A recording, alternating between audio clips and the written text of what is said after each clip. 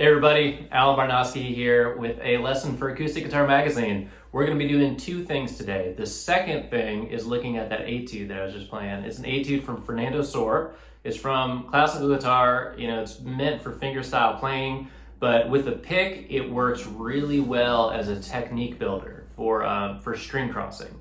And that's the first thing that we're going to be talking about is string crossing. String crossing is hugely important. It's something that I think a lot of folks overlook. Sometimes folks go on to more advanced things like cross picking and just more advanced kind of right hand techniques before just kind of digging into what string crossing is. So we're going to take a hard look at that.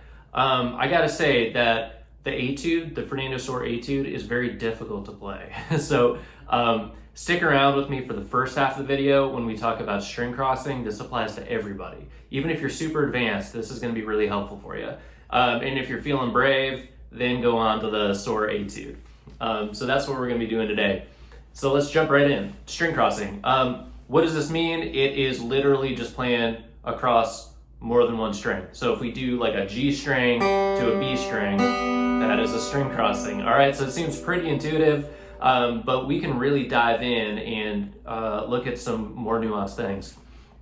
So if we're using alternating picking, which means down strokes on downbeats, up strokes on upbeats, so we're doing a down-up pattern, there are really just two ways to make a string crossing.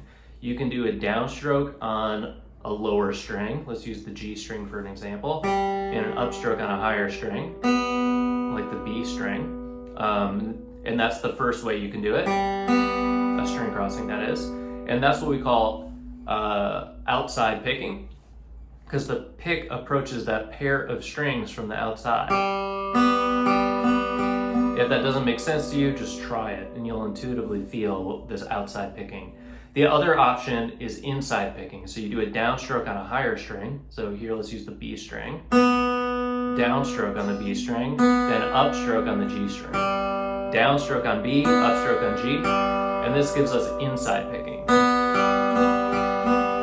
right, so that pick approaches the pair of strings from the inside. Again, if you don't see it, just try it and you'll feel that happening. Why is this so important? Because inside picking is way harder to get right than outside picking. It's just tough. It's tough to do. I think it's just because our hands aren't used to making that motion. When we do kind of our strumming patterns, that's kind of based more on this outside picking motion, doing like a down on the lower strings, then up on the higher strings. So the inside picking, in my view, and for the folks I give lessons to as well, it's just a lot more difficult. So I recommend you make this part of your practice routine. Just do examples 1 and example 2 as exercises. So example 1 is this. This is outside picking. Set a metronome at a moderate tempo for you, whatever that may be, and just do this for, I don't know, like a minute. And then when that minute goes off, your timer goes off, whatever you're using, switch to inside picking.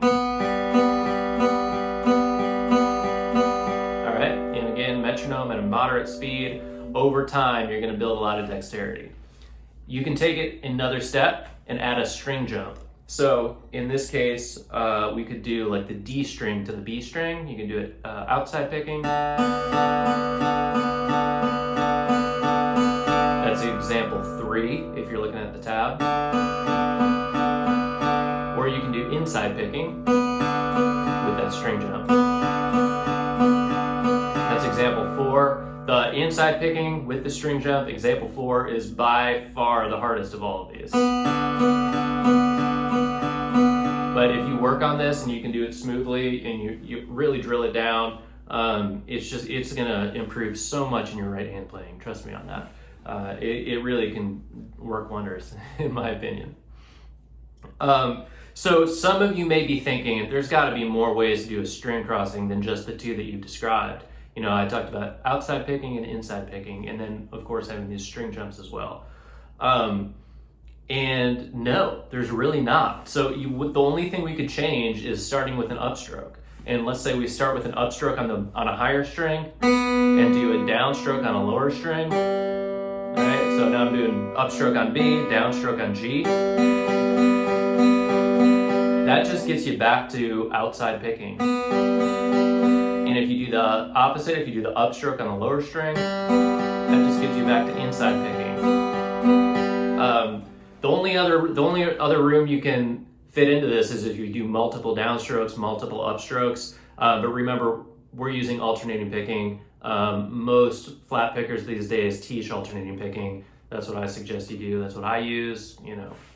So yeah, let's stick with this alternating motion, and you'll get a lot out of these exercises. Trust me. So as you move on, you can start to look at this Etude 17 from Sor. And this has tons of inside picking jumps that, some of them are really big. So for example, just in the first couple measures, that's the first few notes of this. Those first two notes, that's an inside pick with a string jump. And we're starting with an upstroke because this is an upbeat. This is a pickup note, and then we have that downbeat on that F sharp. So that's why we start with the upstroke, but the rest of this tune is all alternating picking. Right, in those first two notes, you get an inside picking with a string jump. And as it goes on, you get to this this inside picking where you go from the high E string to the low A string. That's right there. So even in these first two measures, it's a pretty demanding etude. So what I recommend is just take those two measures and loop them. Etude means study. This is written as something, as a technique builder, as a skill builder. So the point is not to be able to play through the whole thing and play it at a concert or something. The point is to use this as a skill building exercise. So just work on those two first measures and loop them. Like you could do it like this, and then loop it.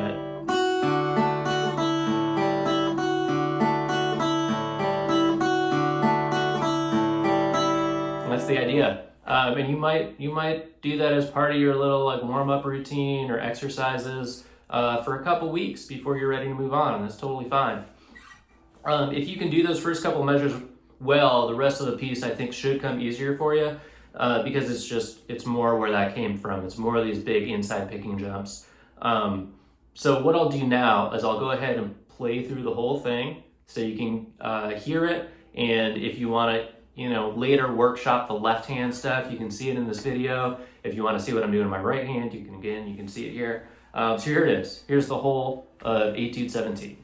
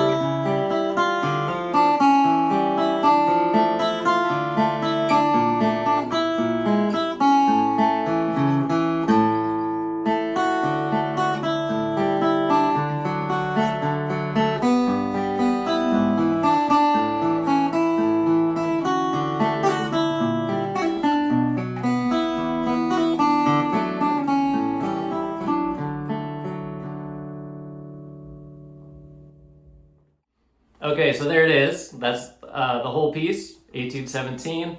If you want to take it one step further, something you can do is bring out the melody notes. If you're looking at the tablature, actually the notation, you'll see the melody is highlighted in upwards facing stems. So if you're looking at the tab, you can see it there, but it follows a pretty predictable pattern, so you don't have to track the melody the whole way through. The melody, I'll just bring it out emphasized or kind of exaggerated right now, and this is the melody.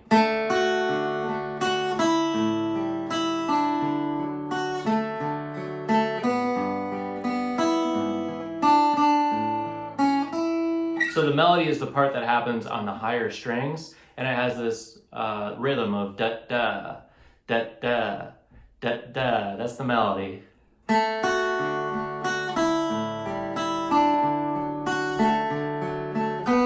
that's the idea. So you can work on bringing that out if you really want to make this piece shine. And that's it. You know, that's kind of all of it. If you have any questions, I would love to be able to help out. So you can find my email and contact me, or you can drop a comment below the video. You can contact Acoustic Guitar and they can relay me the message, however is, you know, most convenient for you. So would love to hear from you. Good luck with this and work on this inside picking, outside picking. I think it's going to really help your playing. All right, see you next time.